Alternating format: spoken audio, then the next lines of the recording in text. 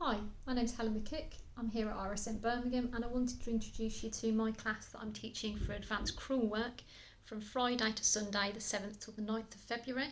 So basically it's for people who've already done some levels of crewel work, maybe at home or with us, and would like to challenge themselves a bit further, be introduced to slightly more advanced stitches. So we'll be doing long and short, grading through, so some interesting angle changes through here from light through to dark.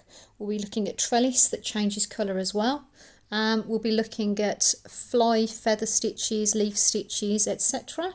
And we'll also be looking at things like lazy daisies with fillings, bullion knots over a reasonable length.